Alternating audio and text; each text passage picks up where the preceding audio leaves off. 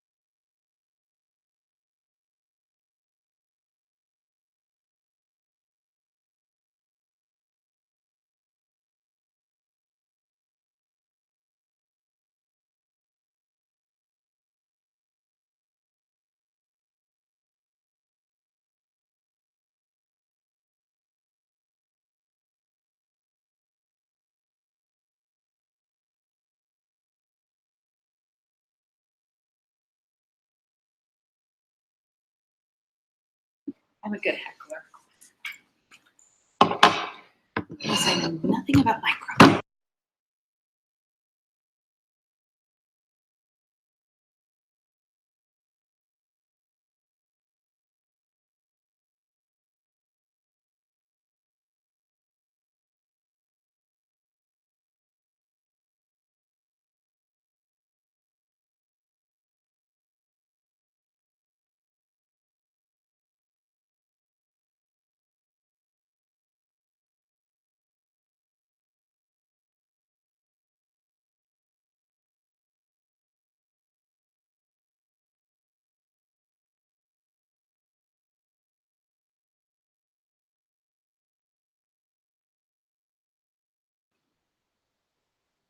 Hi guys, it's 12:55 and I'm here all afternoon. My name is Heidi Neltner. I'm a digital learning coach in Fort Thomas and a forever librarian. And I'm excited to be sharing with you all about digital writing, specifically a couple strategies for using Google Slides. There's so many tools for digital writing. And I was like, oh, I could talk about Book Creator or CoSpaces or lots of stuff. But in the end, I decided to settle on Google Slides because I figured that would be the tool that most people had access to. And I mean, it's free. It's kind of the Swiss Army knife, if you've listened to Casey Bell, of the Google suite. And so, yeah, I'm going to get started. I know people are starting to come in. You all can use the chat feature. And I'm running 2 computers right now. So if I get confused on where I'm at, that's why. But I am trying to pay attention to the chat. I also have Carrie Chakowski here, just in case. Hello. So I am in front of a live studio audience. It's not just me talking to my computer, which is really super weird. And it's still weird because I'm not actually looking at anybody. Okay, and my big screen's on a delay, so that's even funnier. All right, I am gonna get started with the presentation. So you guys are gonna see, that tunnel here in just a second of the screen share before I pull up my presentation.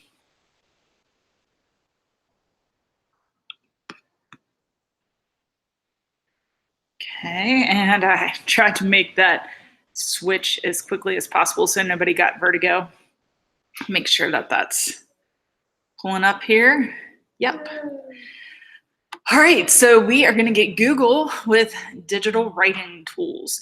And if you would like a copy of this presentation, so you have links and that sort of thing, you can just go to bit.ly/writing slides. And I will share that bit.ly a couple more times, but it's just bit.ly writing slides, or you can get it on the KY Go Digital agenda as well, I think. Or that might have been late. I was working on this pretty late, so I may have been after. All right, so just to talk a little bit about the craft of writing. I mean, I've taught writing for a long time when I was an English teacher, and I still get a big kick out of helping teachers with writing. So one of the things that I found helpful is Khan Academy has a great resource for developing a story. It's called Pixar in a Box. And if I click on this and just bring you out to this, it's called The Art of Storytelling. And this would be something to kind of help your students pace themselves through. I used it with kids as young as 3rd grade. You know, I think it's relevant for kids up to 12th. And what it just does is it walks you through the process of telling a story. It has videos from Pixar people, so people who are actually in the field, and then activities embedded in. And I just think it's good to hear from somebody who's out there crafting stories for other people to consume. They talk about different filming structures. They talk about feedback. They talk about how to write a story. So if I come down here to the 3rd one, it's all about the different acts, and then there's activity and advice. So I really appreciate this as a resource, and it's great to just kind of spend some time with if you're a writing teacher, or if you're just trying to get your students to write better drafts. Another thing that I use in writing and that I highly encourage people in my district to use were one-to-one iPads. So we use a lot of interactive notebooks. And I feel like this is a good strategy if you're a Google user, a Google Classroom user. We use it typically with PowerPoint because PowerPoint app is a little bit stronger on the iPad than the Google Slides app, but this is a Google Slides version. So if you click right where it says organized writing, you should be able to force a copy of this notebook that I'm going to show you. So this is my interactive writing notebook. It's just a digital sort of journal, and it actually goes along with the Khan Academy storytelling activities because we use this in a kind of a writing workshop that I did with some 3rd through 5th graders. Talks through the writing process. There might be a prompt like brainstorming or invitation to create for students. Then this was one of the activities in Khan Academy. So I just created a little organizer for the kids to use. You could brainstorm what if. That was another activity from Khan Academy. So they would watch a video and then pause and fill in this information. This would be great to use on like Google Classroom because you could assign it to them. They would each get forced a copy and you could still retain those editing privileges so you could comment. We use Schoology and we can do the same thing with Schoology and either PowerPoint or Google Slides. Now our kids would typically use PowerPoint, as I said before, because it has drawing features and they can embed videos much cleaner on an iPad than they can with Google Slides. This is another Khan Academy activity where they would brainstorm what their world and character might look like. And it really just walks them through the basics of creating a story. Like there's your traditional story map. And then after it has built-in formative assessments where they would stop and conference over their idea with their teacher. And then they begin drafting. And they could copy that slide as many times. A lot of times what I find is that students want to handwrite things. So they might handwrite and then take photos of the handwritten portion and pop it into their iPad. Or they might use handwrite and then use voice to text to put the draft, like basically their second draft, into the iPad so that they can edit later. Then there's editing strategies that they would do for spell checking, capitalization, punctuation, and they edit before they ever conference with the teacher. And before their conference, there are some prompts that they do. Now, when I was teaching English, I found that it was helpful to have kids prep before the conference by highlighting certain thing or underlining certain things or numbering events, just so that I could quickly read through and make sure that they had what they need. It was also a chance for them to check and make sure what they need. So I like to give them some sort of activity to help them before they conference. And then of course they revise based on feedback. And the last thing that they would do is they would produce and publish their writing. So with iPads, we have lots of different things that they could use for that. I always give them digital tools that they could consider. I feel like if you're going to do a piece of writing and go through that, revision process, that it is important to produce it or publish it out. So our kids might transfer that story to Bloxels, which is a game builder, or they might use green screening, or they might create a comic with Superhero HD, or they might use Toontastic. They could also create a Lego stop action video or an iMovie. We have clips. So there's lots of different ways that they could do it, or they could use a written medium like Book Creator or even CoSpaces or Minecraft. I'm going to show you Google Slides here in a few minutes. But this is just like different ways that they can imagine, create, and evaluate how that piece is going to look. They also sometimes, if they have to convert their story into a video, they have to storyboard it so that they decide what their scenes are going to look like and what text they're going to do with what. So that's the basics of how I lead the kids through the writing process. And I think it really helps them to then produce a piece of coherent published writing. So I'm just going to close that. And like I said, you can get a forced copy of that if you just click on where it says organized writing. And if you're joined in late, the slide deck is bit.ly/writing slides. So that's the craft writing. So, and this is just another like basic organizer that I threw in there in case you didn't like that other one I had. Now, some of the tools to help publish, we already went over some, but we've also had kids use Adobe Spark Post Pages and Videos, CoSpaces, and BookReader. And I have links to these things, not here, but I can show you another source later. But today, like I said, I'm going to show you how you can use Google Slides and turn that into the actual published piece. And I like this idea because you could assign students in Google Classroom or Schoology or something like that, just a blank slide template, and then you would still have those editing privileges to conference with them easily. And it's not like another tool that they're using. So Google Slides, I think it's pretty cool. So I hope you like the stuff I'm getting ready to show you. I'm actually going to quit presenting this because I'm going to start modifying the slides. So some of the skills that we're going to go over are going to be resizing the slides. We're going to talk about multimedia that they can add, animation features, and then options for sharing. And if you have questions, like I said, I'm kind of monitoring that chat, and hopefully I'll catch that and kind of pause and answer questions. So if you have questions, please feel free to say something in the chat. All right, so the very first thing I want to tell you is that these strategies, I cannot take credit for them. These strategies really were inspired by Paul Hamilton. If you do not know him, oh my gosh, follow him on Twitter. The guy is brilliant. And he has that great Australian accent. So what I love about him though is that I see, like, you can see his learning process on Twitter. I just appreciate that so much because I feel like that's kind of how I learn. So what he'll do is he'll post tutorials, but like, okay, so here's this Snoopy one. He has been talking about this particular strategy using AR Maker app and Keynote for like weeks. And then what he'll do is he'll like figure out the details, and you see him getting better each time, and then he'll make a tutorial that shows you how to do it. So if you're not following Paul Hamilton, follow him. He is amazing.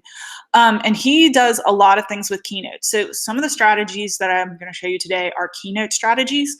And they actually, if you're a Mac user or more really an iPad user, these things work a lot better on Keynote. So sorry, Google, I love you, but Keynote really wins the day on some of these strategies. But he shows all these really amazing Keynote strategies. So follow Paul Hamilton. That's his Twitter. And then this is his YouTube channel.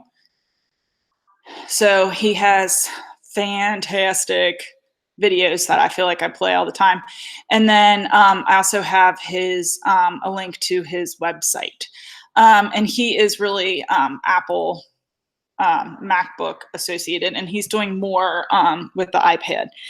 And I really appreciate the things he's doing with the iPad.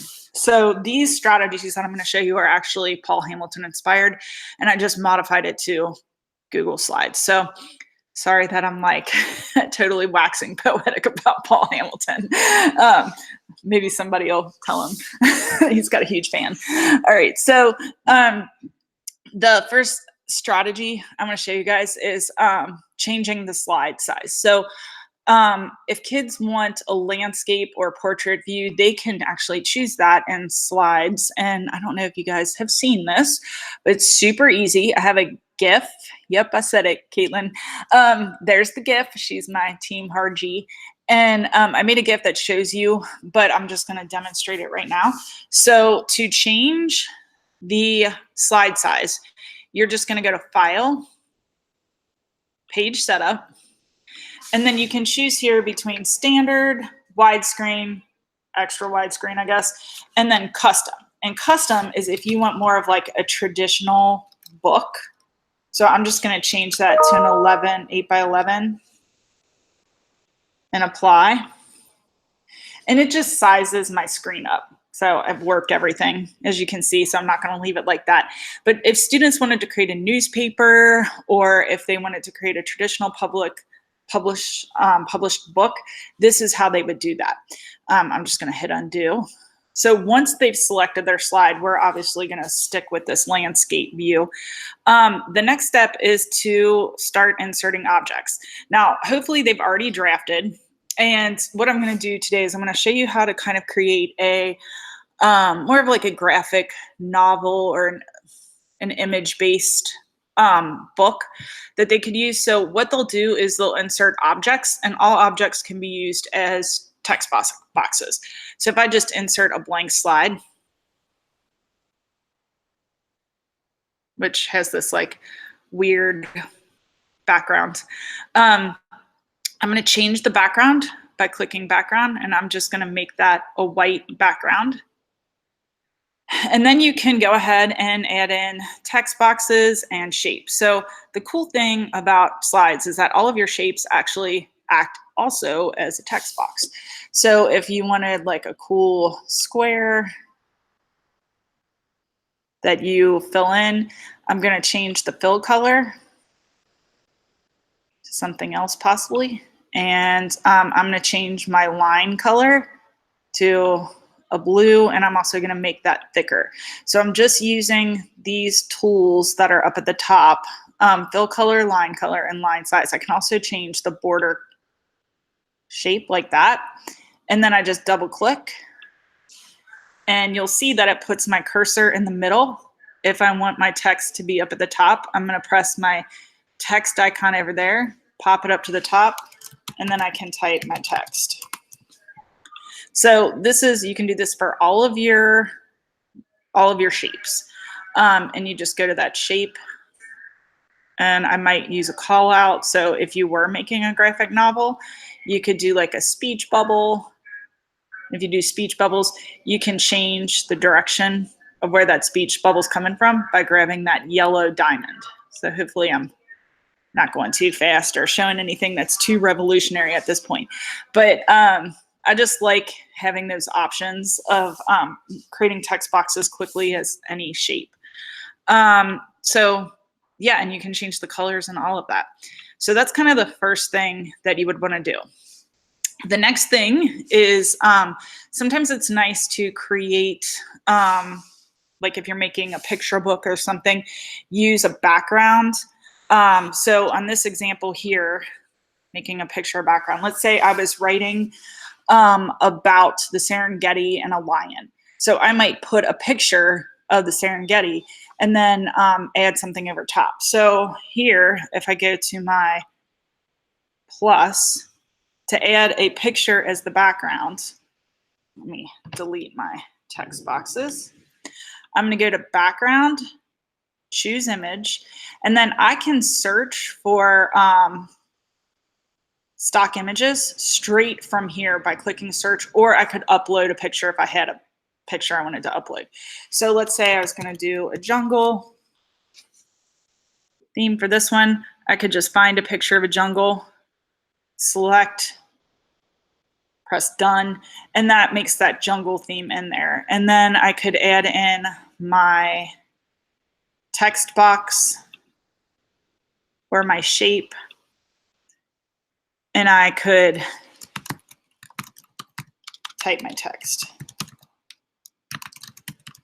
Not to plagiarize, but I guess I am. Sorry. Okay, so in the jungle, yep, the lion sleeps tonight. Right, so that's how you could add a very engaging background, and then just put your text boxes over top of that. So the next thing I might want to do is add in, oh, I got my slides a little bit out of order, an animal or something, or a character. So what I'm going to do is I'm going to go to Insert, Image. Now, if I have a PNG file, you'd want a PNG file so it doesn't have the background. I could upload that from my computer, or I could search the web. So I'm going to search the web for a lioness PNG. I wonder if I spelled that wrong. Oh, who knows what's going to turn up here. Here's the one I used before. So when I drag that in, you'll see it doesn't have the background and it looks like my lion is right in there, and then I can scale it. Maybe even hide it somewhere in here. Okay, and drop it in. So I can scale that down. And then I could even add a text box or a speech bubble with the call out, or a thought bubble. I mean, my line depends on what kind of story I'm telling.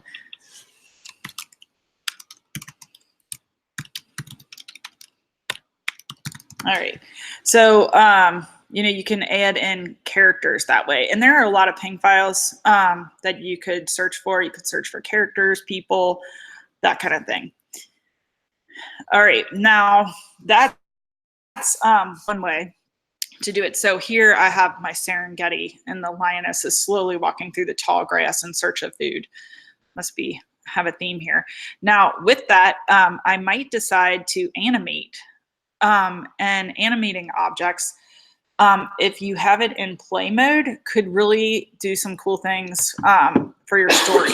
So if I was going to animate this one back here, I'm just going to touch on my image, and I'm going to right click and choose animate. And then I could have it fade in, disappear, fly in from the left, fly out. The reason why I do actually prefer using Keynote for this is because you can do a lot more as far as animation goes. But I mean, there's still a lot that students might, get a kick out of. So they could make that appear on click or after previous. And then I could go to my cloud here, my thought cloud, and I can have this one appear as well. Okay, and that's going to, we'll just do fade in, after previous, by paragraph. So when I play that, I'm going to click, my lion comes in, and then the words are shown.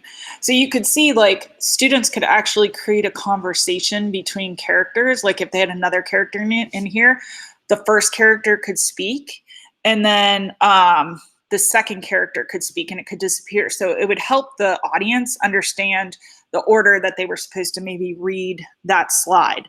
So I think that's kind of a lot of fun, and I could see kids really getting creative with just those very simple animations. So yeah, there are some other ways to add in pings. I just go down, I'm seeing people are saying that they didn't know about the pings. So when I go down to my next slide, which I seem to be stuck, there we go. So some other image tips. You can encourage students to use their own images of people and then go to the remove.bg website. That's what I did with this one right here. You just upload a photo and then it removes the background, or they could search for the ping files, or you can use Bitmoji. So if students have the Bitmoji add-on, it's free. So let me go to a new slide real quick. So I'm going to create a new slide. And then if I just click on my Bitmoji add-on up here, could type in, running, and then this actually inserts it as a ping. So I just drag it onto my screen. So they could create a whole story about themselves in Bitmoji form, which is super fun. That could get super interesting. The remove BG, let me open up a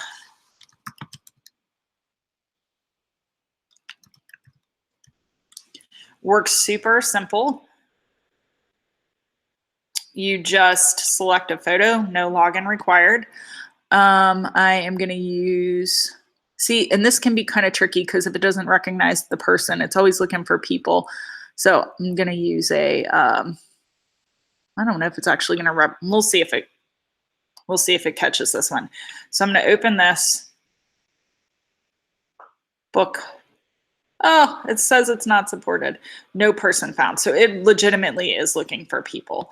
So that might be hard right now. But what you would do is this just shows you, it just removes the background and then you could insert your own photos. So they could write a personal narrative about a family member, take pictures of the family member, remove the background from the family member, and then insert them into their Google Slides. So this is a lot. This could be a lot of fun using that remove background, but it is very selective with what photos it will use. Not sure if you guys have tried that one. Yeah, PowerPoint and the Keynote, if you're using Keynote on the iPad, you can use Instant Alpha and it will do the same thing. But when you're, using Google Tools on Chromebooks or something, you have to use the tools that are kind of online like that. But if you have access to PowerPoint or Keynote, I would highly recommend checking those out. All right, so that's how you can remove backgrounds of photos and kind of layer your images.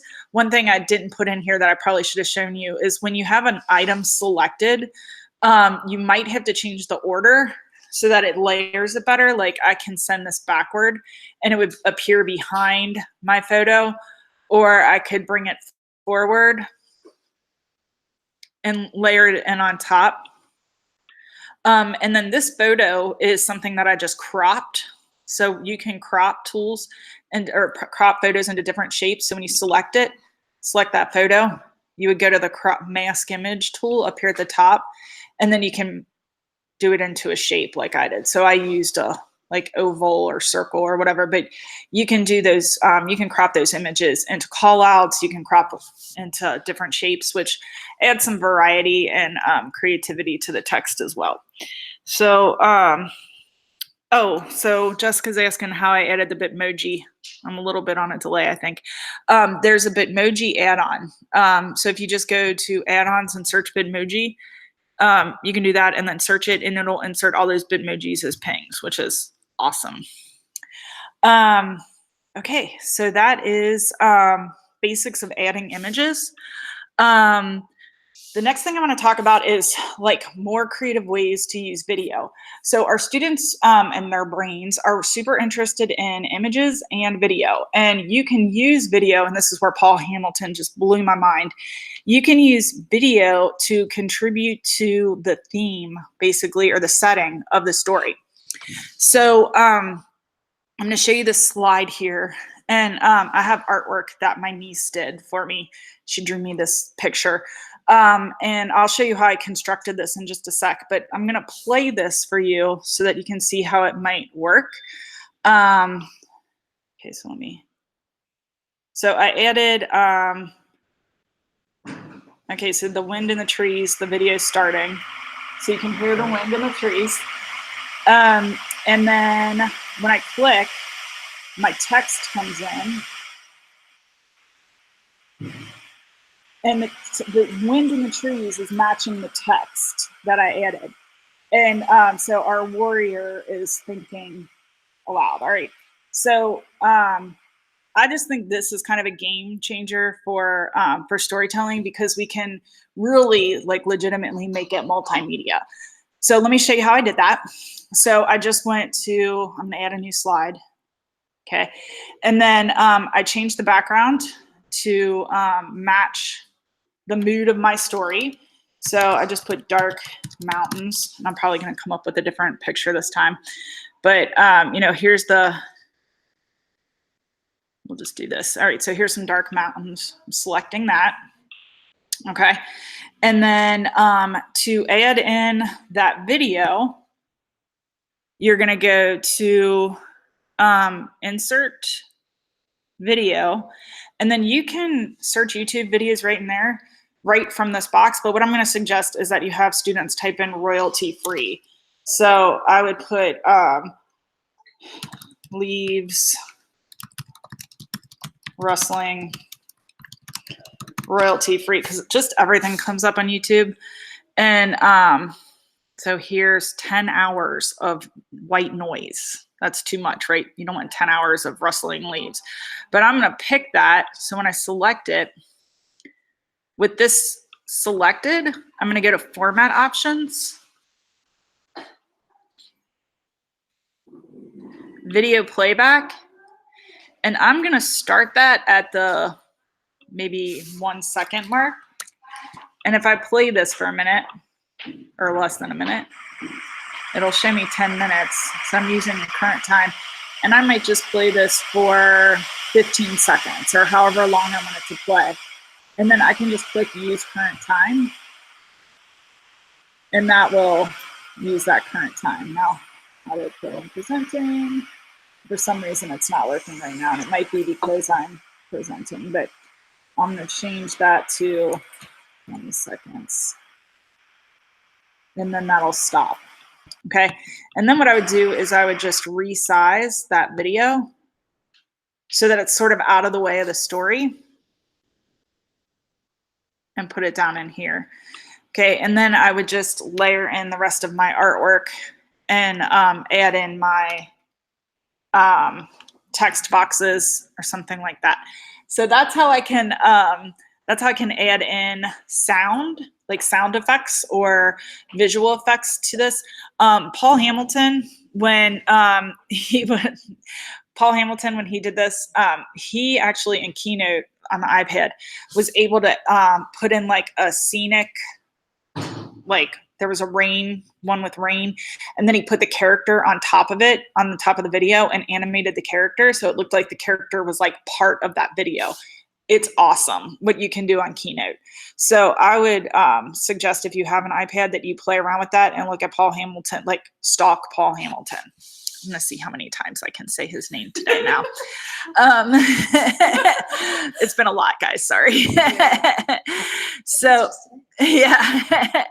So, that is one way that you might integrate the video. The other way you might integrate the video is directly into the actual storyline. So, you know, I've already kind of said about searching royalty and free public domain and searching for videos. So here's my next kind of story that could happen. And I'll play this one for you too, so you can see this slide. And this is going to start on, let me get back. Clearly I didn't practice with this ahead of time.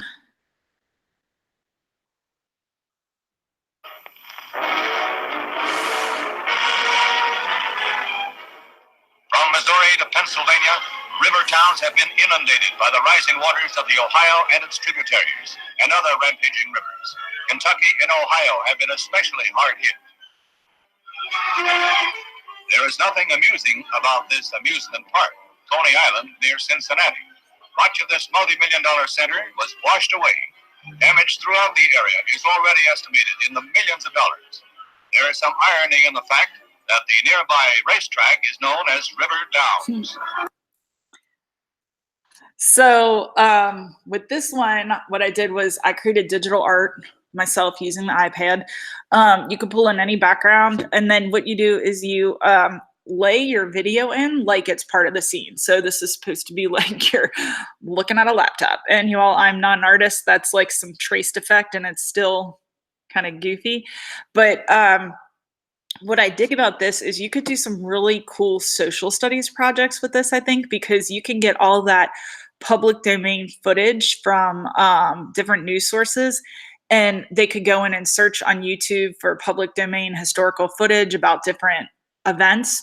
And then they could lay it in like, you know, can you imagine doing like the astronauts landing on the moon, like it's sitting in a TV, you know, and so they could include it as like a nonfiction writing piece with clips of video, short clips of video, or as part of a narrative that they're telling. So, I mean, I think there are a lot of potential uses for that. And this is just like a quick one that I came up with just to, you know, try out or whatever. Okay. So the last thing we want our students to do is we want them to share their work. And for the Google Slides, I mean, it's really easy to share. I mean, they could just turn it into you on Google Classroom, or they could publish it to the web, or they can download as a PDF. So if you go to File, Download As, you can download as a PowerPoint or PDF. Now, if they download as a PDF, they're going to lose all their video. So if if they've included video, what they really might want to do is go to publish to the web. And when they publish to the web, all of those animations, like if they've animated text boxes or animated images or included video, all of that auto plays. And so it becomes kind of like, it becomes like a digital book, really. And it's automatic. And then they can help their audience see which way to, read the writing. And it really is great for presentation. So yeah, I was super excited to show you guys that. More resources. I have a web page for digital storytelling. So I'm just gonna open this up real quick. It does have the writer's notebook in there again, and another presentation that I did.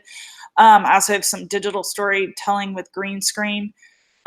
This other presentation that I did should have links to things. Let me see. Yep, there's on this one, there's links to Adobe and CoSpaces and Book Creator, which are Book Creator's free, CoSpaces they're starting to charge for, and Adobe, if you can get your district to set up your Adobe Educator accounts, is really a fantastic tool. So I don't know, I just wanted to focus on Google because I knew we didn't have like a ton of time to cover everything. In fact, let's see, what time does this session goes to? 1:35, so I'm right about my time. Does anybody have any questions? Let's see. Peggy says 10 hours of rustling leaves. Yeah, that would be something. Cracks me up. I'm glad you guys are learning some new things too. I can show, do I need to show the Bitmoji again?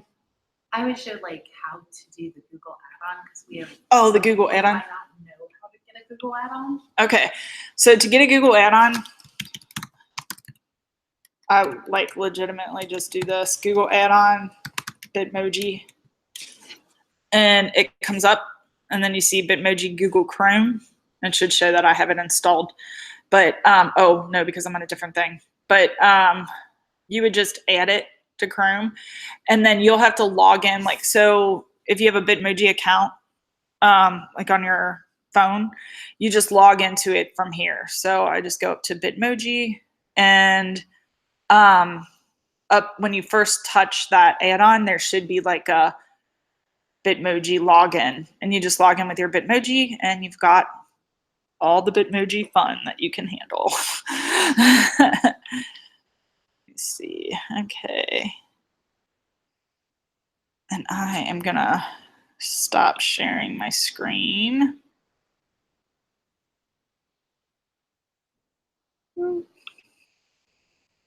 Okay, yeah, so that's how to use Google Slides to turn it into a multimedia, like a legit multimedia book with video, sound, animation. If you have any questions, feel free to email me. I'm in Fort Thomas, so it's heidi.neltner@fortthomas.kyschools.us. Super long, so the other easier way to get a hold of me is just to do @Heidi, Heidi, Nelt, Nelt on Twitter, and I'll respond. I'm happy to help, happy to share anything I have. The good thing is this is being recorded, so if I went too fast, you can always go back later and pause it and check out those strategies again. And I am sticking around here for another session on Kentucky's new computer science standards and how to sneak it in to the elementary classroom. The other day I was like, I'm going to do some non-threatening computer science. And everybody was like, oh, is it threatening to do computer science? Some people are freaked out about it. So I'll be sharing about how you can do that. So thank you all for coming, and I'll be starting up again in like, I think 10 minutes or something. I have to look at my times because I'm not very good at that. But again, if you have questions, just tweet me. Thanks. Well done.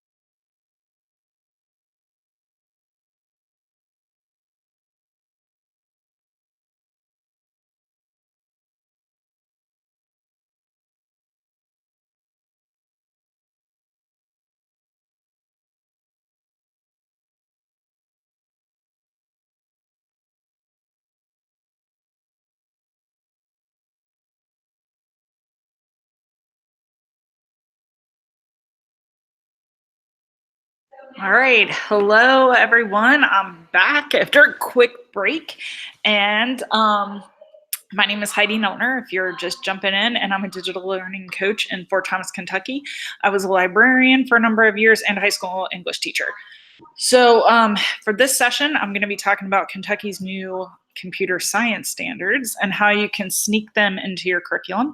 I think this would be good for classroom teachers at the elementary level and librarians who maybe have a makerspace or access to robots. I'm only going to really be talking about like the computer science standards that deal with like algorithmic thinking and that sort of thing, but I'll just go over like in general how you can find information to this. So I am going to share my screen so you can see my presentation.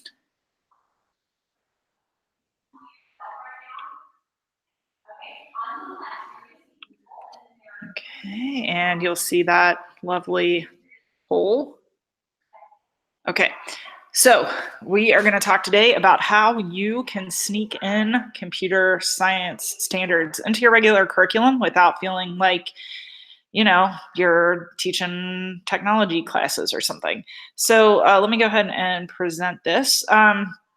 If you'd like a copy, what you would do is go to bit.ly Heidi Nelt CS for a copy of this presentation. And that will be on the presentation in a couple places. So it's just bit.ly Heidi Nelt CS for access to this. All right, so this is how we can sneak in some computer science. So this spring, the Kentucky academic standards were adopted officially by the state of Kentucky. And the purpose of this, according to the site, is to create more opportunities for computer science learning for Kentucky students. And they want to reach, keep, and engage more students in learning, creating a pool of more qualified people to fill existing jobs and stimulate suppressed economic regions of our state by developing a high-tech skilled workforce.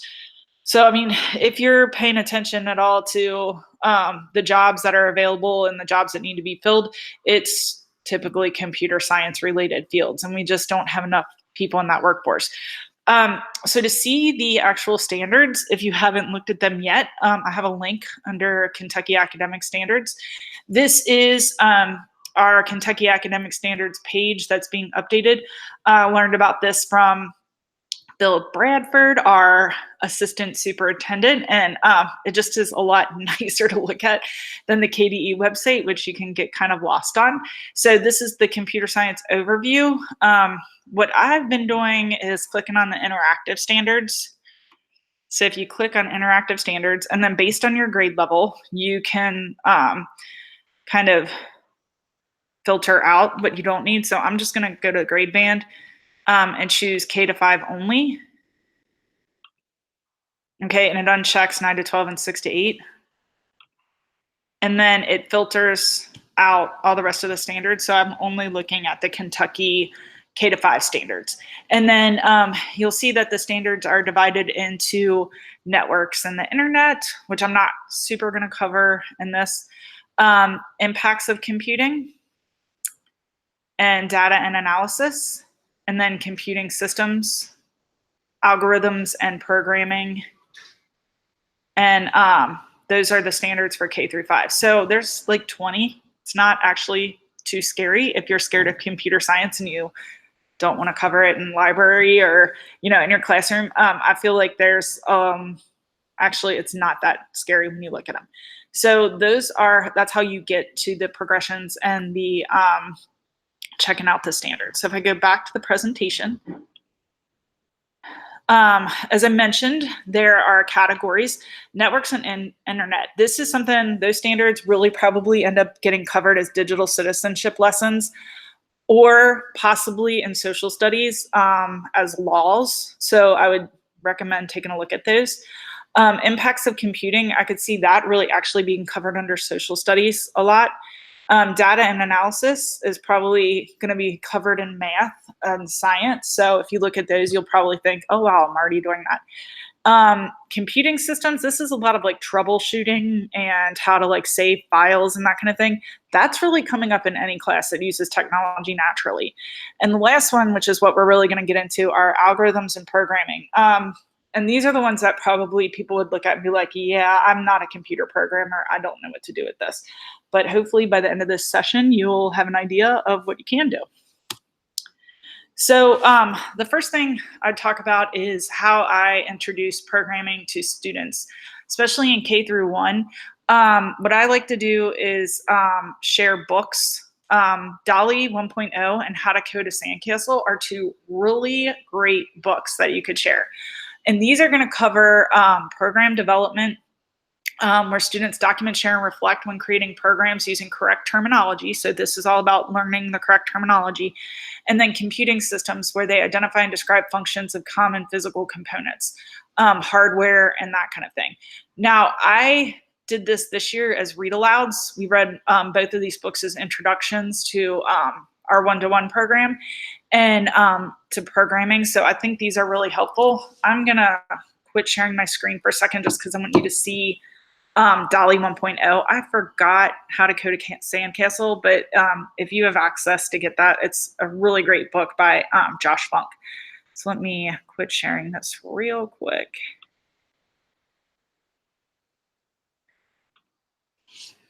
Okay, so this is DALL-E 1.0. Super cute little girl. She's got a doll, and her whole thing is like, what in the heck do I do with this doll that doesn't do anything? And as you go through, it introduces students to a lot of different terminology, like coding. And so what I would do is downloading, as we hit one of these terms, I would define it for students. So that's really building like helping them build the vocabulary that they would need to talk about technology. And we would say, you know, what are the things you download? And they would say, oh, we download apps. And so they were easily able to recognize how that terminology fit into their everyday life. The dog's name is Bluetooth. So that lets you talk about how Bluetooth works on a device. And like then we can talk about things like, are you using too much technology? So here she is like with her virtual reality goggles, and we can talk about what virtual reality is. She talks about, oh, there's Bluetooth. Hold on. Oh, here she's supposed to play with the doll, and it does nothing. So she thinks. She has a spare parts collection. It's really cute. And here, she's got a makey, so you're able to talk about what a makey is. There are all these like really great details in this book that really help you to be able to introduce different vocabulary. So eventually, anyway, the doll gets destroyed and allows you to talk about like how to protect your device. She sees that it has a power supply, and then she uses the word database, so it allows you to share that term with kids. And I mean, I just found that it had a ton of stuff that we could talk about. I mean, she even gets into this like planning phase. So you can talk about how when we use technology, we should plan and we should be mindful of what we're doing. So it just opened up a lot of really great discussions. That is by Shanda McCloskey. Highly, highly recommend this for your classroom or your library. It just has a lot of voice and character.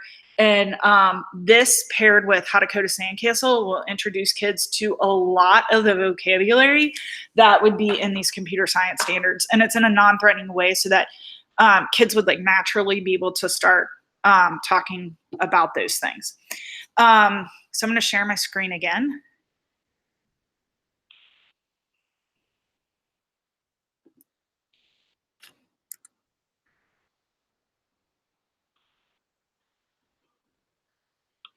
All right, sorry about that. And so after those books, we kind of go into some other things just to make sure that the kids got the content. So the other resources that I like to use are BrainPop. So BrainPop, regular BrainPop, has a computer programming or I'm sorry, this would be Brain Pop Junior. The first one has a computer programming video where Moby talks through what loops are and like algorithms and things like that. So it defines some of the other terms that you might have missed in Dolly, but it would reinforce terms that you get in the book How to Code a Sandcastle. And then Brain Pop Regular has computer programming and hackers. They have a couple other ones that kids might get some information out of. So those are, again, that program development with the terminology and hardware and using appropriate terminology for that even. So you can get cover those standards pretty quickly with those two resources. Okay, so then we got into using robotics. And with first grade, what we did was we read How to Code a Sandcastle, and then covered the Brain Pop video, and then we talked about the properties of a square. And so the standards that were covered in this one lesson that we did on programming squares were almost all of the computer science standards that deal with like algorithms and that sort of thing. So we covered create, follow, compare, and refined algorithms for a task, explore and use variables in a program, decompose precise steps needed to solve a problem, modify, remix, or reuse parts of an existing program to create a new program, giving attribution, and then document, share, and reflect when creating programs using the correct terminology. So I'll just share how we covered this in first grade. So what they did was we made a connection about how coding is a set of steps programmers use to make a computer or robot do something. And I stood in front of the class and they had to give me directions to create a square. So they had to understand the properties of the square. We talked about left and right. We talked about angles. They even, by the end, understood what a right angle or 90-degree turn was, which is pretty amazing for first grade, I think. And then we went over things like drive blocks, left and right blocks, variables, speed and distance are two things that they could change, how to delete unneeded blocks or debug. We would talk about debugging, and how to go back through and look at the program to debug it later and delete. So the kids, it was funny because they started referring to mistakes that they made in class as, well, I just need to debug and start over. So, I mean, that was nice because I think it shows really a growth mindset. And so we got a lot out of doing this. So students, what they would do was we either placed markers on the floor and they had to begin the dash robot with a partner and code dash to make a square back to that marker. Or it was easy to just use painter's tape and tape off squares. It's helpful if they're all about the same distance so that the kids, when they're coding, can use that distance variable and get that correct. And then we would, once they finish the square, we encourage the kids to change the code to change the size of the square or to change the shape that they were creating. And they would have to talk through what they were doing to make the square. So that was one of the first things they did, and they programmed it together. And then they worked on changing the program's variables so that they might change the sounds that that dash made, or the distance, or the speed that dash went. And they looked at the impact or the effect that had on the program. Once they nailed the square, which happened really fast, we had them add additional elements to their program. So they would add spins, or they would decide to create a rectangle. The really advanced kids figured out the degrees that they had to change to make a triangle, which I still haven't figured out. And I mean, they really did a lot of cool things just to modify themselves and see different things. So that was how they expanded it. And then they took a video and uploaded that video to Seesaw and added some commentary to that Seesaw video about the program that they wrote and how they did it, which was pretty cool. So here's an example. Hopefully this will play.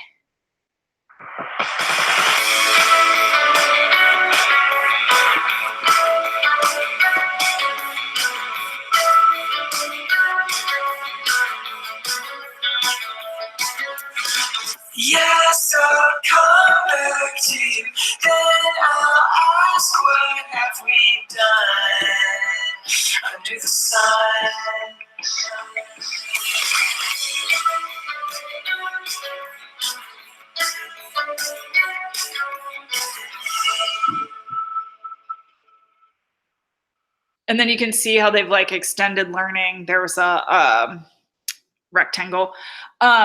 This year, so we've done this 2 years in a row. This year, the kids did a really good job of adding in a loop. So because of the book, they learned that a loop or the repeat will take one step of the pattern or algorithm and then repeat it the number of times that you needed. So when I was like kind of explaining the process, I mean, before we even got to like do it step by step, the kids were raising their hands and they're like, can't we just use a loop? I was like, yes, you absolutely can't just use a loop, and that's much more efficient. But we had them do it step by step first, and then they modified it to use the loop. And I found that most of the first graders could quickly modify that pattern. They identified the pattern and then modified it to create a loop and be more efficient. So I mean, I think that's really promising as they get older. And I was super impressed with their with what they were doing. So that's one of our examples. Now, the other thing that we've done the last few years is with the Hour of Code or inspired by Hour of Code, we've done a lot of coding centers. And centers could be used sort of, I don't know, like you could take one of the activities and just put them in like your regular math center rotation. Or you might use it in language arts and have them do like a partner activity. Or, you know, I mean, if all in, you know, you could do it as indoor recess, but I hate to say indoor recess. But our kids, one of the years did a coding winter Olympics themed coding centers. So if I click on where it says coding centers winter theme, this is the slide deck for that, and you feel free to copy it and steal it if you want it. But what we have here is the kids did figure skating with Dash robot, curling, biathlon, hockey, and speed skating. So for each of these activities, they watched a video that kind of gave the historical background of the sport. And then they had a series of tasks that they had to do. So for one of them, for the curling one, for example, they had to do a lot with like measuring distances and trying to figure out strategy. And then they also built in math skills where they were keeping score. So we used data charts, and this would be a good one for use of data and analysis of data for really any grade level. And then let's see. Yeah, biathlon was the same. They had to keep track of points and fill in data charts. So those would be just different activities that the kids might try and get a kick out of. We had one where they were given part of a program, and then they had to remix that. So that's, you get the remixing part of the standards in. And with any of these, they could take a video or write a reflection and discuss what they did to troubleshoot their code, or how they implemented the code or changed the code to make it better, possibly.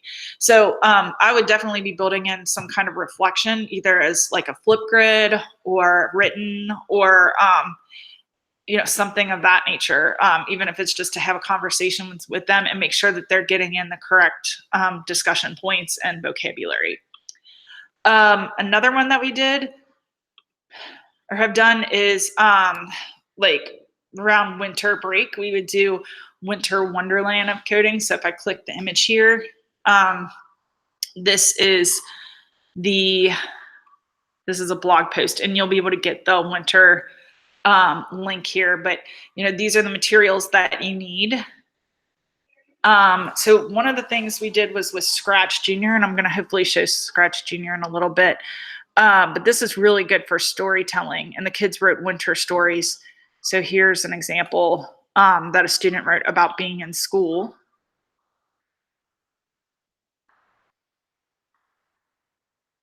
Let's see if that loads. I might be overloading my computer.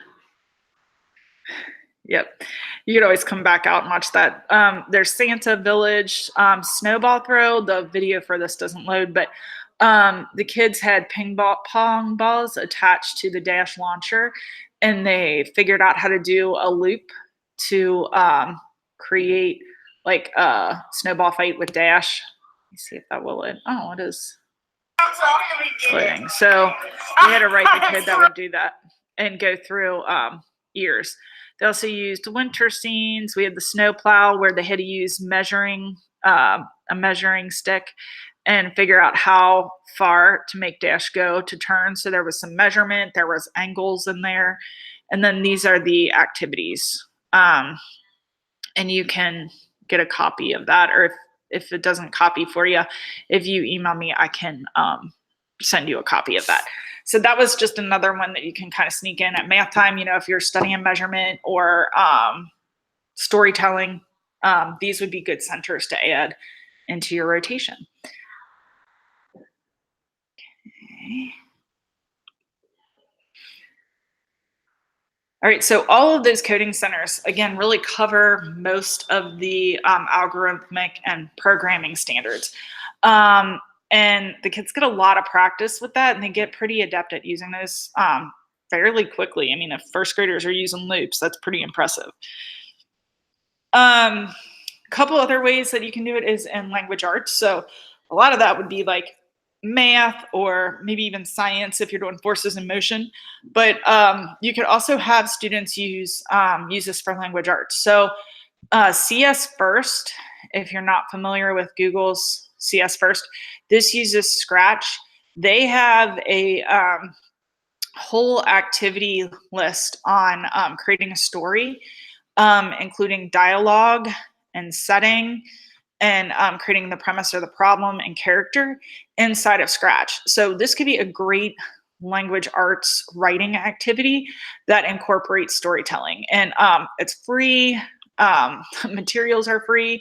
You can download a starter guide and lesson plans. I mean, it really does it for you. And you would be covering all of your algorithmic and programming standards with this as well.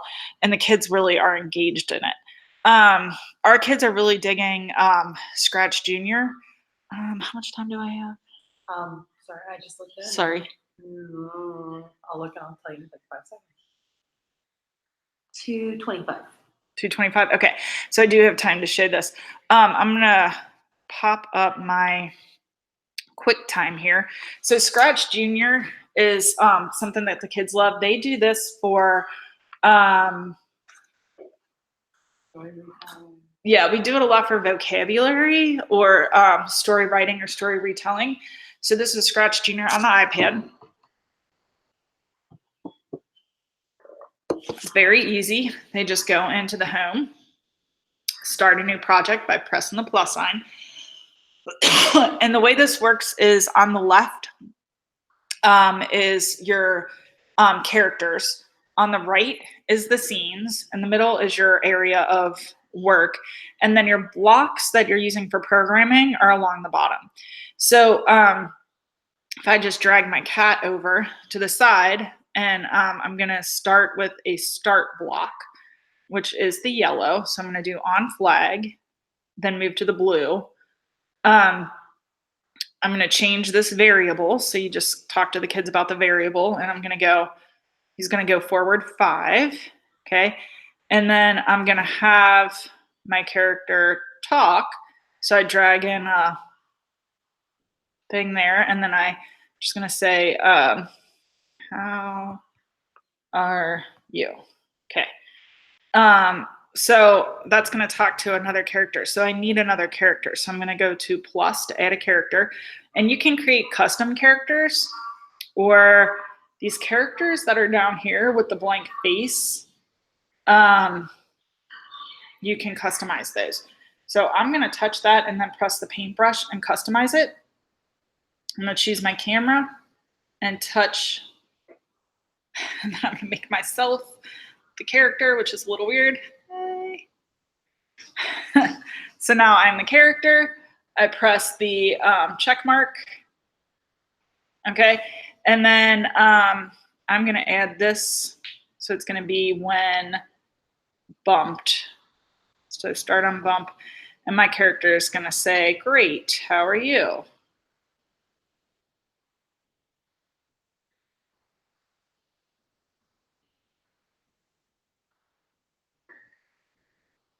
Okay. So we'll see if it bumps it correctly.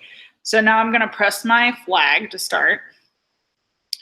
Oh, so my character, this is where I have to debug. My character didn't go far enough to bump. So if I add in my grid, I can go back. I see that it's got to go 1, 2, 3, 4, 5, 6, 7, 8, like 9. So I'm just going to hit 9. Okay. Press play. All right, and then my animations happen. So this could be a fun way for kids to tell stories. You can change backgrounds. They can, so if I just go up here, I can take a picture and add in a picture of where I am. I can put in a, let's just do that. I can customize it with the paintbrush, which I'm not going to take the time to do. And if I want to reset that, it's just like this. I'm going to make it full screen and share it. Okay, so there goes my, all right. And there's all different kinds of things that you could do with storytelling. Like our kids use a lot for vocab practice, and they put custom backgrounds in, and they add text and that sort of thing. So that's another quick way to sort of vary what students are doing in the classroom and give them some creative license to try things. And it just helps if they can use words like loop and debug and that sort of thing. So that's Scratch. And if anybody has any questions, feel free to type them into the chat box. I am watching that just to make sure. All right, back to this. Okay, so I do have lots of favorite resources. So there's a bit.ly in here to coding. I open this up. So my favorite free curriculum resources are code.org. You can set up a class, and it's really, I mean, it goes up really high. You can do it with your non-readers in kindergarten all the way up to, I mean, I've used it as high as 5th grade, but I'm sure you can go as high as 12th. And then if you want more of the CS First programs links, you just click here. And then here are all the different tracks, so you can explore the curriculum. And then you would set up something. So here's some different activities that they have: storytelling, fashion and design. There's one for art, so you can put it into art. So, I mean, you can see there's kind of something for everybody. You can do it with music, game design. You know, you'd probably need to build up to the game design because that's a little more challenging. So I love both of those. Of course, you know, it'd be helpful to do an hour of code. You can do that in your classroom or with the help of your librarian. Scratch 3.0 is out, and it's really kind of working with a lot of different things. And then these are the apps that I like. Scratch Junior. Swift Playgrounds is a little bit older, probably 3rd through 5th grade, and that's the Apple coding program. That's a great one to get kids into, starting, you know, as soon as you can. Our 3rd through 5th graders really love Hopscotch. K1, 2 really like Daisy the Dinosaur. Codable is Codable and Tinker. There are like limited free things that you can use, but eventually they want you to pay for that. So that's just something to kind of know as far as the apps go. Let's see. I also can talk about the microbit, and then robotics. Let me pull this one up real quick before I get onto the microbit. The robotics, we really like Dash and Dot because they're very, very flexible. So if you take a look at On a Roll with Dash, this is a s'more page I put together, and it just introduces the Dash and Dot robot. This is a great resource, the Dash Show. It's like, it's supposed to be kids who are doing these like fun, creative things with robotics. And then there are some different just ideas, tutorials, that kind of thing. Here's one of the lessons that we did with Dash. That's the introduction to coding that I already talked about. And then we also have done an investigation with Light. Let me pull this one up real quick just to kind of talk through it. And this really would cover all those programming standards as well, all the algorithmic and programming standards as well. The kids in science investigated light, and they used the light sensor on Dash, which is a proximity sensor, the infrared sensor, and they had to predict what would happen if they put different things in the pathway of Dash, whether or not if then statement, if Dash would recognize it. And they were writing if then statements. So this is first grade. We did this after the Square thing. And this is the program that I gave them. And then they were able to modify the program. So, you know, they've got the program, they've got the remix ability, and then they can talk through how they might remix that program to make changes. Now, this was the test run that I did, just so you can see how it works. And I was working with my son and my 4-year-old neighbor on this, and they were helping me, but we put different materials, like it goes straight through the cellophane, and then parchment paper, it goes through because the proximity sensor is still getting through that material. So that's kind of an interesting investigation of light, and embedding that right into science, and having kids create loops and you know, work with variables and if then statements. So that's pretty intense, I think, for first grade, you know, but they did it.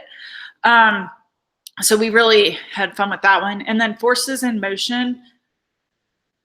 This is third grade. The kids again wrote, used different variables on Dash and used the launcher and tested to see how far Dash could launch something and what happens like with gravity on all of that when they change the variable. So that's another way that you can bring in variables into science. So just that's a really fun one. So I would definitely recommend checking that out on my site. And then the last thing I would talk about is the microbit. So I just kind of want to show you guys this. Well, I can probably show you on here. Sorry. So I do have a link to microbit. And this is a microbit. Now we use microbits this year with second grade. And we didn't have them this year program it, which is like next year, I think I want them to program the microbit. I wrote the program this year. It had a lot of if-then statements in it. Let me see if I can find, here's the program where we programmed the microbit. These were the materials they got. We programmed the microbit to be a soil sensor. So it had prongs in it, and which were attached to nails. And those went into the soil and it sent out an electrical current into the soil and then read the like dampness of the soil. And the kids took a soil reading every day using the microbit and recorded that data. So, I mean, that's hitting a ton of computer science standards with the data recording. I just missed the programming part. And next year, I really want to make it a goal to do the programming. But the microbit is very inexpensive. The site where you can program it is free. There's tons of resources. I mean, absolutely tons of resources. If I go to the Microbit Foundation site, which is right here, you can like learn more as a teacher, or if you go to the Let's Code, it has all kinds of stuff that you can start off with right away. It uses block programming or Python. I think you can also use Swift with the microbit and connect it with Bluetooth. So that's a good one. They have lots of ideas. There was one I saw where you could make like a flashcard thing, or you could do a rock, paper, scissors game, which kids could practice probability with that. I mean, there's so much potential. And like we turned it into a soil sensor. I've turned it into a accelerometer, and we've taken measurements off of like toy cars. So that would be another good forces in motion one. So it's just about kind of getting these things out into the hands of kids. I'll quit mirroring so that I can show you what that looks like. Okay, I'm back. So this is it. I mean, $25 or something. They're not that expensive. There's not much to it. It's just that. It has an A and a B. When we used the alligator clips, now these were attached to nails. But what I had the kids do was they unboxed them and then they just followed directions to put it together. So they popped one of the alligator clips onto the Zero. It had a battery pack too. I don't have that on here. The kids did all of this, and then the other side went on nails, and they were funny because they were like, we feel like we're being dangerous. Like, it's not, you guys. They were real cute with them. But I really want the kids to be able to program these next year. So yeah, the alligator clips, which I can't get the other one on, went right on here, and then we had nails on the other side, and then the kids would press the A and it would give a reading across, which was pretty cool. So I mean, you just flash the code onto here, either from a computer, an iPad, or probably even, I think your cell phone would work. The good kits have a battery pack with them. I have no idea what program is on this, but battery pack just goes right on here. No, this one doesn't have anything on it. Let's see if the other one does. I use this with my 4-year-old son. And we made it into a little heart, and then we put a servo motor on it. And he made his Valentine's Day box, like a little robot. So this would have been the soil sensor. Another one might be like an accelerometer, and you can shake it, and it'll tell you like what the thing, like how fast it's going on a base of 1 to 5. So that's something to check into. I also have like an extension kit that I haven't quite gotten into all the way yet with like LEDs. It's got a breakout board. I had to use the breakout board for the servo motor, which I struggle with servos. So I'm an English teacher by trade. But it's got buttons. You can make video games. I mean, there's so many amazing cool things you can do with this. So yeah, that's kind of it. If anybody has any questions, you can pop them into the chat and I can answer them. I would recommend just kind of grabbing one of these off Amazon or something and playing around. Oh, hey, Marty. You know, that's kind of a, I mean, it's a quick way to like engage your class in electronics and get them started with it.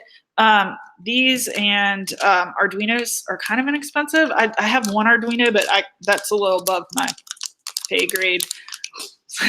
I think these are too, but I'm trying. Yeah, so that's all I have. Feel free to reach out, ask me questions. I'm in Fort Thomas, heidi.neltner@fortthomas.kyschools.us, or you can just find me on Twitter. It's much easier that way because you don't have to type in that email, at Heidi, HEIDINELT.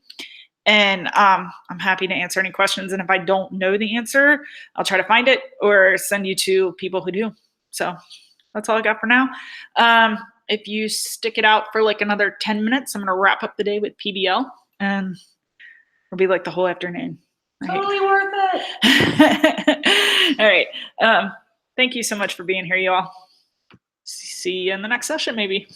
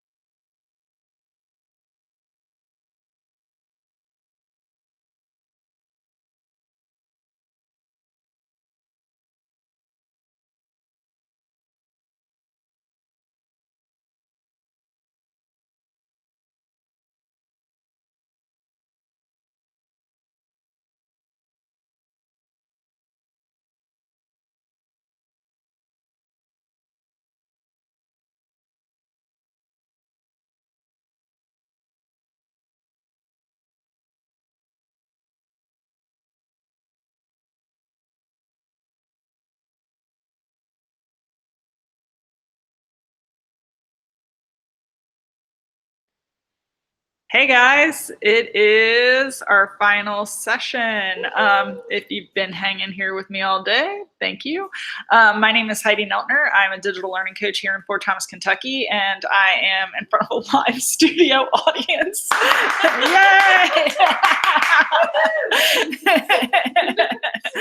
Yay! There's two people here with me. Thank you guys for hanging out. So we are going to be talking about project-based learning, and this session is more about like the tips and tricks that I use to help kind of coach people through creating a PBL. I'll probably reference some of the PBLs that we've done, but there's not a whole lot of time to get in like a deep dive into things. If you have questions, use the chat on YouTube, and I have two computers up and running, so I'm kind of monitoring that, and I am a bit on a delay, I think. So I do see that we have some people in the room. Feel free to post questions and digitally interrupt me, and I'm happy to answer. So I'm gonna go ahead and share my screen. So we'll do that whole like tunnel of Google Hangouts.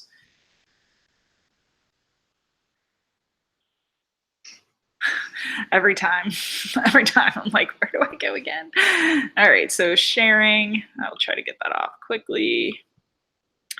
Okay, so I understand that my link might be wrong on the form. So this one should be correct, this bit.ly. Let me present. So the bit.ly, if you'd like a copy of my slide deck, is bit.ly /uppercase PBL design Heidi. So that should get you to a copy of this slide deck. Just bit.ly /uppercase PBL design Heidi. And that should be kind of in this slide deck a couple more times. So if you need to get that, don't worry. I am in Fort Thomas schools. You can follow me on Twitter at Heidi Nelt. It's probably easier to find me on Twitter than it is to type in my email, which is heidi.neltner@fortthomas.kyschools.us. Very long. All right. So I kind of like to start off PBL discussions with just like a discussion about what projects are.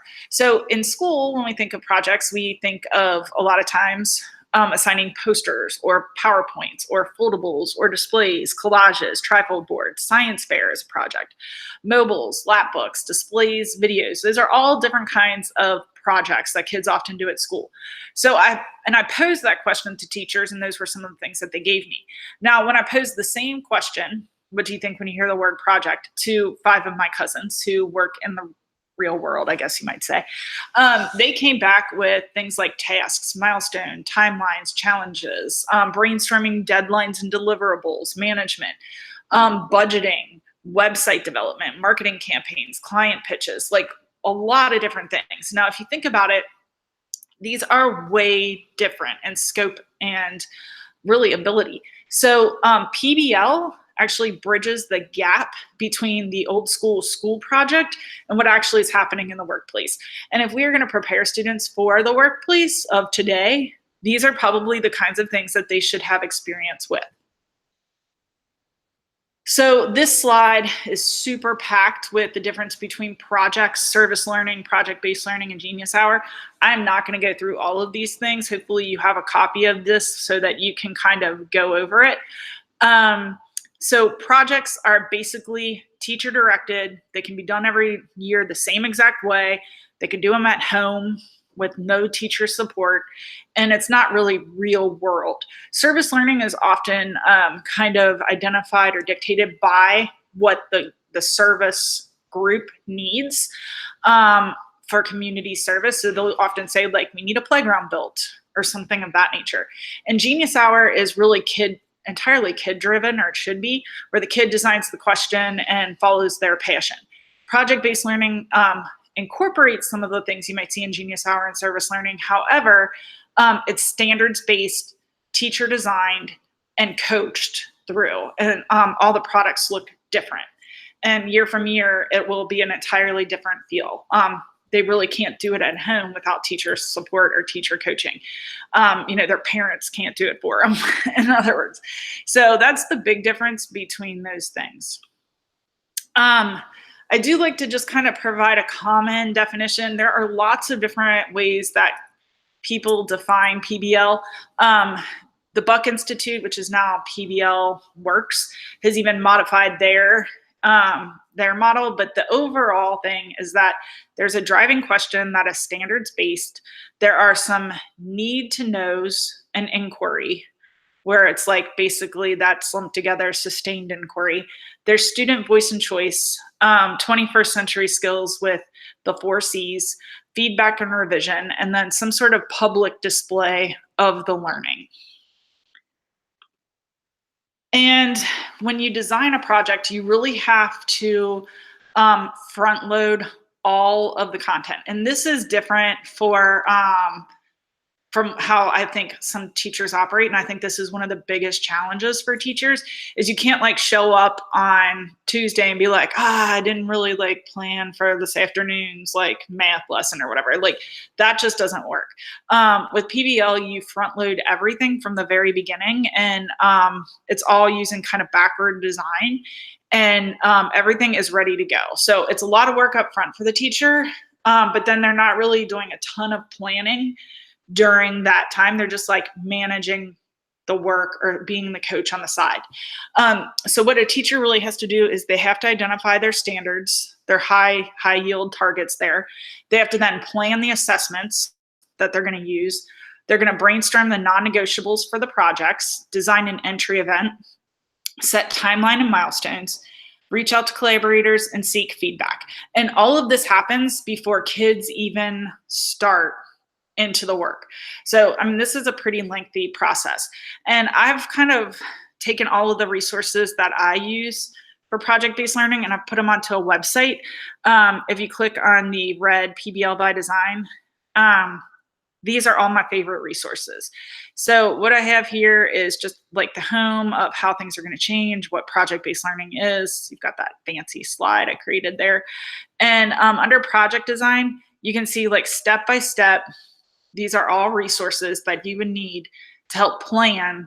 And all of this happens before students even get exposed to the project. So we'll be kind of coming back to that here in a few minutes. And I'll just talk through some of those resources. So one of the things with assessments, like you have to plan out your assessments in advance, formative and summative assessment. Like, so you should have all your rubrics and formative assessment ready to go before day one so that you can create timelines and milestones. So what I suggest for teachers is that you create a consistent approach to organizing the PBL so that students develop familiarity with it. So if you do 2 or 3 or 4 PBLs in a year, by the end of the year, the kids are going to understand what's happening. It kind of reduces the anxiety for them. It also helps to use a specific approach to sustained inquiry. Here, we like to design things around the big 6. And this allows for natural checkpoints and formative assessments. So that once you kind of identify your structure, the formative assessments as you plan PBL each time fall like right into place. We also use a specific approach to designing the project. So we use design thinking, which also allows for natural checkpoints. And the other thing that you should include is a calendar. You need to have a calendar and a timeline ready to go so students see what's coming. It really helps reduce the anxiety, especially if they're new to PBL. So I do want to kind of talk through some of my favorite design thinking strategies. I have links to all of these things. I like D-School a lot. We use a method that I call ICE, Imagine, Create, Evaluate, for elementary kids, but this will help you design PBL experiences all the way up to high school. So the one I like for empathy building with prototyping and all of that is the Understand mixtape. And these can be used for formative assessments. These are great tools, great strategies for helping students understand what they have to do. So they might unpack or create a data wall where they can see like what the problem is and what they need to do to solve the problem. They can do a needs and insights recap of their work, and then they move into ideating. So here it just like explains each of the strategies, provides like just some context for why you might do it, what a graphic organizer might look at like for that, and why you need to like empathetically understand the project before you even begin. So I really like this this packet here, and I've taken some of those from that. Now the next one would be the experiment mixtape from D-School. And the one I really like on here, there's a lot of good strategies, but on page 6, they do the, let me see if I already passed it. I may have already passed it.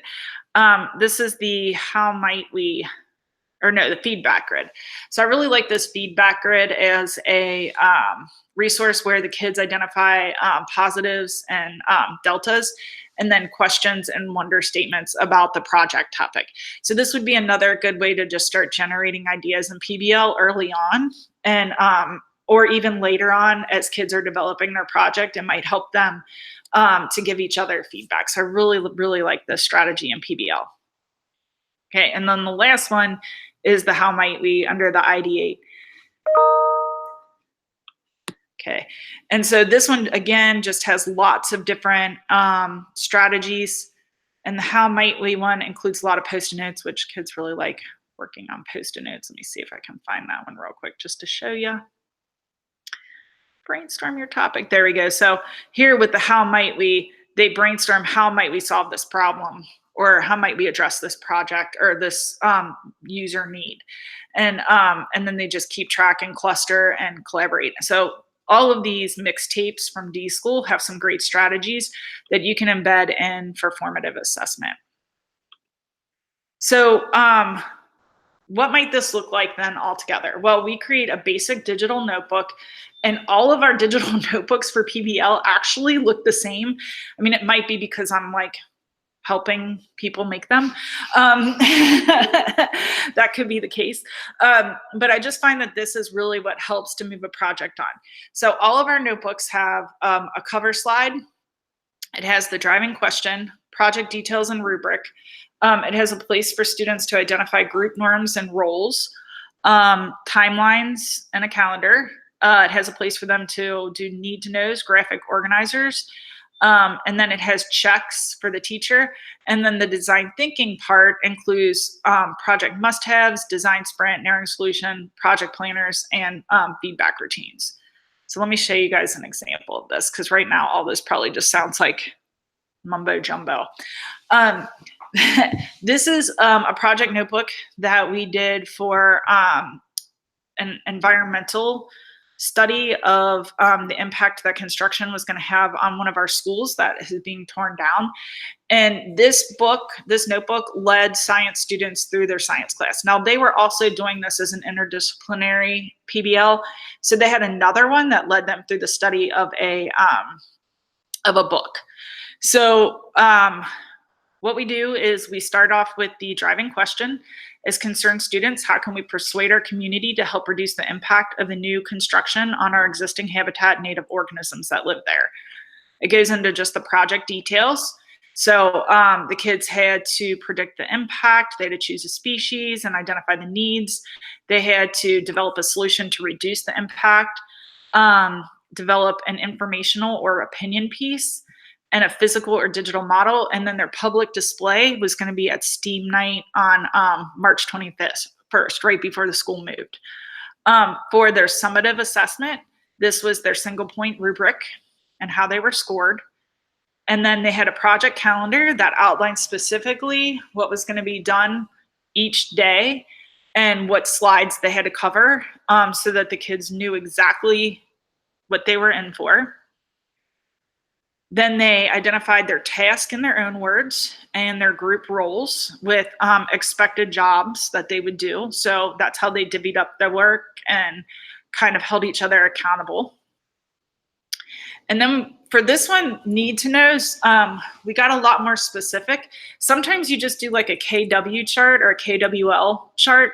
For this one, because the kids had certain standards that they had to meet, we wanted to make sure that they were, that the graphic organizer helped represent their need to knows this way. So what they did was they brainstormed what they already knew about the species of choice. And then, so they had a lot of brainstorming, brainstormed what they already knew about the habitat and what they already knew about the species. And from there, if they didn't know something in these boxes, then they could create need to know questions. So that was a really good way for them to stay on task and quickly move through this activity. It helped them identify where their gaps in knowledge were. And I would really recommend kind of putting something in like this as a self-check for the students, and as a formative assessment. So then these need to knows, the teacher can come back to those often with the student to make sure that they're staying on track with their sustained inquiry. So this is really, you'll see it says task 1. This is part of the Big 6 research process, where students are constantly doing this, this method of research to help them get through sustained inquiry. So then they identify where they're going to look for information. The teacher could list out specific sources that they want them to use, but these are all the sources that we typically use in the order that we might use them. So they would go to look for books, possibly their science text. They would use databases like KYVL. They would use EPIC, magazines or print newspapers if we have them. They did get to expert interview with a local expert, and they could do surveys and then just like Google searches. So, you know, they have to kind of identify where they're going to go. The other thing for elementary students during sustained inquiry time that's really important is they need to be able to list out the search terms that they're going to use. Because what I find is a lot of elementary students misspell words, and then they're like, oh, I can't find anything on squirrels. I'm like, well, you only put one R in there. So, you know, it helps for them to identify their search terms, and then a teacher or a librarian can have a conversation with them about like what's appropriate, okay, or if their spelling's correct, or if there's another way to search that. Because if they're always just typing in squirrels, they're probably not going to find all of the information that they specifically need. So sometimes adding squirrel habitat is helpful. So this is part of the formative assessment for sustained inquiry, where they get a check. And you can see throughout the notebook, there's a little stop sign where it says stop in conference. So they know they have to go talk to their teacher. So when they stop to conference with their teacher, the teacher has like a checklist usually that they go through, and then they can type notes. We are assigning this through Schoology. So the teacher retains a copy of the PowerPoint. The kids are using PowerPoint.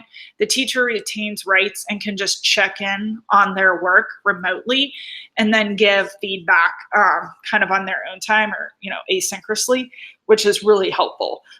So we really like Schoology for that. They always have to keep track of notes and that kind of thing. Still in sustained inquiry, they've got, you know, different sources that they're looking for, where they're keeping track of their information and typing facts, hopefully in their own terms. For this, we added a separate formative assessment for claim evidence reasoning. Since it was a science PBL, we wanted to make sure that the kids were doing some kind of formative assessment organizer to make a claim with evidence about and reasons for their, like what we had to do for the, what impact the construction would have. So throwing in extra formative assessment like that is really helpful. And then they come back and check their need to knows and self-assess whether or not they answer their questions. And if not, they've got to go back and do more research. So that conference here is also really important. And typically it's not like an individual conference. Typically it's a group conference that the teacher is having. So that's how you kind of manage that sustained inquiry for kids. Once they've answered all their need to knows, the kids are ready to go into the project planning. So this is where we use our own form of design thinking called ICE. They imagine, create, evaluate. You'll notice there's no empathy here. If you're, you know, somebody who does design thinking, we find that at the elementary level, especially the younger kids, need to be guided through the empathy a little bit more. But this is something we really probably should have included empathy in, because for this project, the kids were like talking about saving skunks and stuff. And homeowners were like, yeah, we don't want to have skunks in our yard. So, we probably should have had them think through their audience a little bit more. The other thing we do is we really just started doing this year. We've added in a possible product slide where the kids can get sort of like ideas that they might not automatically go to, because typically the kids are going to be like, well, I'm just going to create a PSA and we're going to share it on the morning announcements, or we're going to put it on Facebook so our neighbors can see it, or I'm just going to email it to somebody. It's just going to be a video. But we want them to see that there's more that they can do. So this is where we kind of try to challenge them to think outside the box a little bit more and give them some possible products. And really, sometimes they come up with even cooler things than this. The other thing we do is we talk through, these are some of the digital tools you might use to make your project. What else can you think of? Can you app smash? How might you combine these things? And then we talk through what physical materials they might use. Do we have a maker space? Is there a 3D printer? Do we have cardboard? And this helps the teacher kind of know if they have to buy something specific for a project, or if we need to, borrow something. Okay, and then we move into our design sprint. This is based off the Crazy 8 design sprint, where you're given 8 minutes to come up with 8 ideas to address the problem. For elementary, we use 4 minutes and 4 ideas. For 3 through 5, K through 2, we use 2 minutes and 2 ideas. So we kind of scale those ideas up to help kids, have more divergent thinking. And that way what happens is every kid comes up with 4 ideas. And if they're a group of 4, they meet with their group, they talk about their ideas, give each other feedback. And then a lot of times what happens is they pull the best ideas from each student and have an even better idea. So we really love that. So they take their ideas, maybe it's 16, maybe it's 5, and they narrow their solution and talk about the plan specifically. So that's how they kind of get it into writing, what they're going to do, and specifically the materials that they need. After that, a lot of times we do a lot of sketches, and we'll create gallery walks. The gallery walk is typically a big poster that has this information, the narrow your solution information, and sketches on it. And they always want to spend like 40 hours on their poster, even though that's not their actual project. But when they do their gallery walk, their classmates walk around and give them feedback on things they like, things that could be better. So it's like that plus delta question and ideas. And then the kids have to reflect and decide how they're going to make design better based on this. And we have mixed results at, different ages with this. That we really do need to work on more reflection and better like feedback for kids. It helps to pull in extra adults. So if you have like special area teachers who, or other teachers who are on planning period to bring in, we brought in experts from outside to come around and help do a gallery walk. So it helps to bring in extra people for this because it gives the kids more variety. Once they've revised their plan and how they're going to make their project better, then they have to come up with a new task list and a new job list. So the new task for the project and the new job list then holds them accountable for the new section of the PBL. And this is really what keeps us all on track.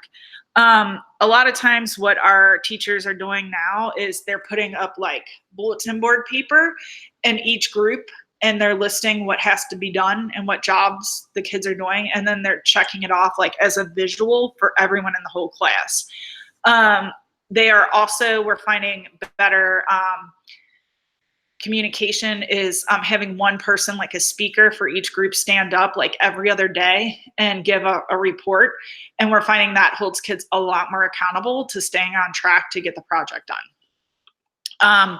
So after they've come up with all that, there's another stop and conference. And then we go into different planning things. So like if they're going to plan an event, they might use this graphic organizer to help them.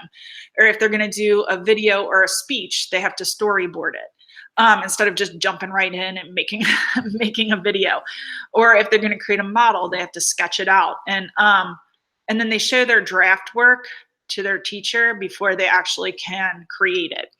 And then the last thing is to reflect before they present. So that's just like what it looks like in practice for us. And I can say like pretty much every notebook that we create for PBL takes on this form so that it creates this consistency across every grade, across, every project. It's just sometimes you add in a specific formative assessment to make sure that they're hitting the standard, because this is standard based and you have to make sure that the standard is being covered. So that's the example digital notebook, and you can get that link there, and I can even send you a copy of it if you needed a copy of that, just to kind of look through and play with. Additional project management strategies. I mentioned it's super important to have groups establish group norms, identify key tasks, and divide up the work. Otherwise, you have one kid doing all the work and everybody else just staring at them. Which we've all been in those groups. You also want to, like I said, require students to verbally report out every few days for accountability. Post task lists somewhere visible so that you can see. And you also might want to do like one for materials, because sometimes you're finding like you really have to go search for materials. So that helps. And then use shared documents through Google Classroom or Schoology to check in on things. And that's just an example of kids sharing out in Miss Booth's class this year and staying on task. And then this was really awesome. This is the first time that we got to do this, but Miss Booth, when she did her project, called in experts from the community and from our school district to come in. And each group had to pitch, kind of like an elevator pitch, to 3 different experts. So we had people from NKU, people from UK, we had people from our Fort Thomas Forest Conservancy, all kinds of environmental type experts, or people who are just good at projects, creating projects, came in, and then they rotated through groups, and each group had to write down their feedback. And what we found was, like I might've been telling a kid, like, I don't want skunks in my yard, I'm not going to create a skunk habitat. The kids might not be listening to me, but when they heard it from an environmental expert, they're all of a sudden like, oh, we need to change our project. And what this did was it allowed for students to pivot a little more comfortably in their role. And so we tell them, like, pivoting is good. If you are on track to do a project and it's not working, don't stick with it. Pivot and change what you're doing to solve the problem. And so we did have kids that pivoted, and all of a sudden, instead of like trying to convince people to create a skunk habitat in their yard, they wrote letters to our Fort Thomas Forest Conservancy and are trying to get them to set aside land way out in the middle of the nowhere that would maybe bring skunks, people could capture skunks and go drop them off there. And it would be a nice little skunk habitat. So, that helped them see that they had a real audience and that their audience had real opinions about what they were talking about. So I really, really liked the expert feedback day. You also want to try to make it authentic as possible. So one of our schools does a STEAM night where you could showcase the work. They also do a culture night. So you could showcase like social studies or language arts work at that night. You would want to encourage students to partner with local businesses and mentors. One of our groups for a plastics environmental project created an ad campaign to try to get people at our local coffee shop to quit using like their throwaway cups. And they put together like a whole reward system and a poster, and that coffee shop adopted their marketing strategy. It's really good. Like their stuff looks seriously professional, and they're 5th graders. A couple of the other ones were trying to get the local businesses to reduce plastic use through straws. And they created a whole like pass on plastics campaign and asked businesses to hang up signs. And they wrote letters. They went to the businesses and asked for meetings. And these are 5th graders who are I mean, just really eloquently talking about problems in our community and how our community can fix them. So I'm like really proud of them for going out and talking to businesses. You also might want to encourage students to partner with local nonprofits, like we have our Forest Conservancy and other groups that they might tap into, and seek out global competitions. Like, I mean, First Lego League is really project based.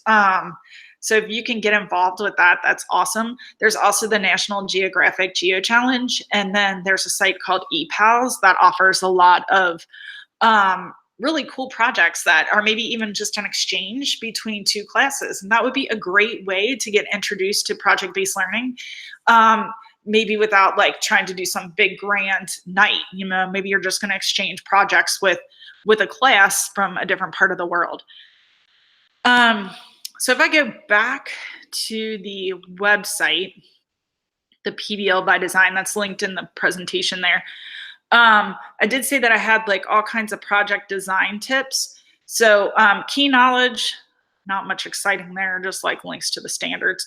But driving question. So driving question is where people have a lot of trouble starting with their driving question.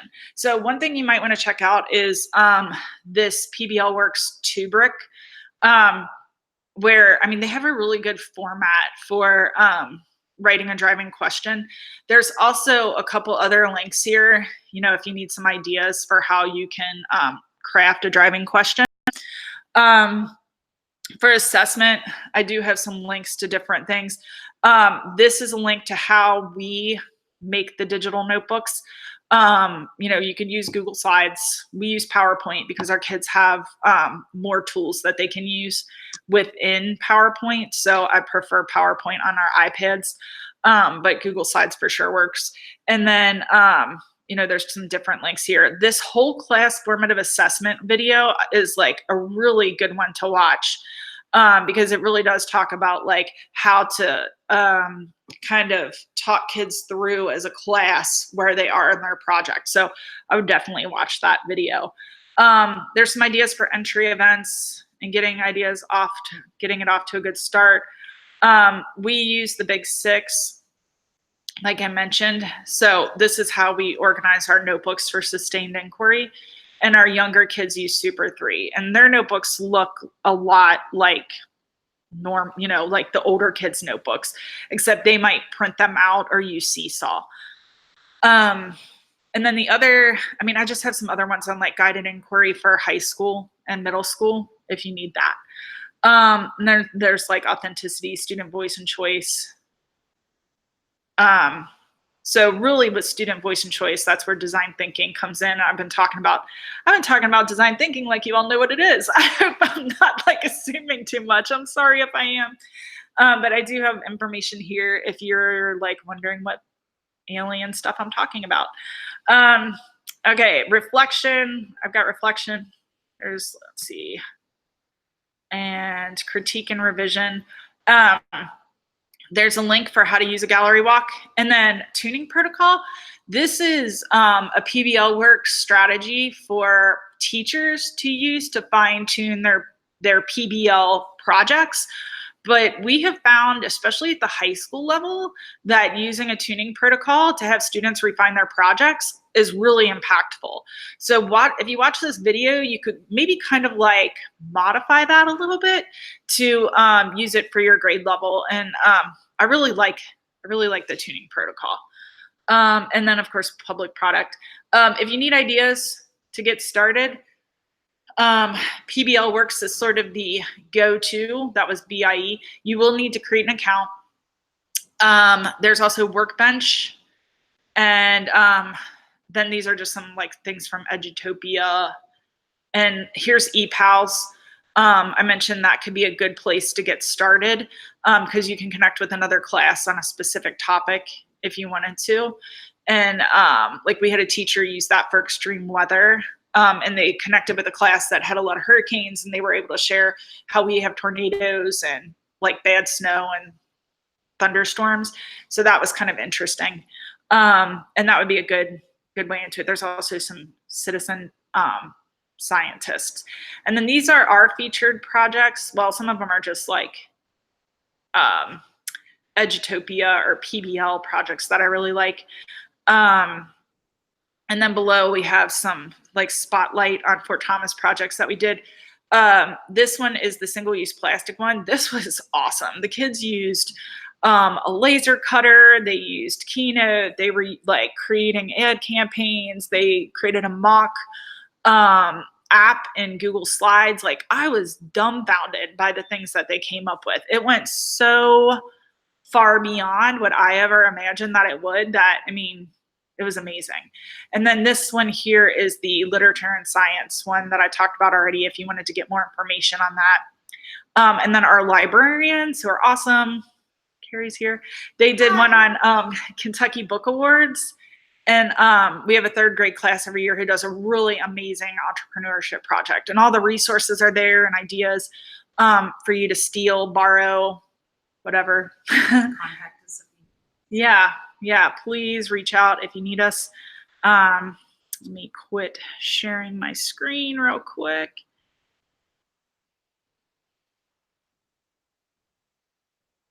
So yeah, that's PBL. I feel like I went through a lot. Hopefully, if you need to, you can rewind that later. But yeah, if you have questions, I'm happy to answer them. I'm not sure if anything was kind of coming up here in the chat. Other than your session, do you have other websites to go to for PBL? Yep, I have that. All those links. PBL Works is kind of the go-to. And if you look up PBL Works or BIE on Amazon, the books that they put out are fantastic. There's like an elementary one, and then there's a middle and high school one that just outlines exactly what you should do. There are handouts that you can fill in, copy. There are rubrics. Their rubrics are fantastic. So I would definitely recommend going to Amazon and just type in PBL, BIE, or PBL Works and see what comes up there. None of the authors are coming right to mind. Susie Boss is somebody who writes, like, they did a reinventing project-based learning with technology tools. That might be one to check out as far as books go. There are a lot of good books, and I would definitely recommend reading books for it. So those are some of my favorite things that I look at. Let's see. I don't know. Does that, if you have questions, you can just pop them into the chat. Trying to think of, that's pretty much it. But, you know, if something occurs to you later, please, you can send me a tweet on Twitter at Heidi Nelt, or you can email me, heidi.neltner@fortthomas, and it's FORTTHOMAS @kyschools.us. Super long. So that would be a couple ways that you can get in touch with me. That's pretty much all I have.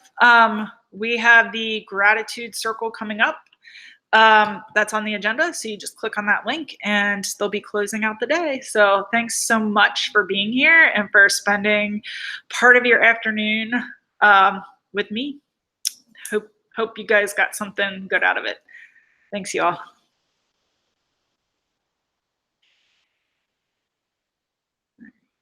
I am going to stop broadcasting.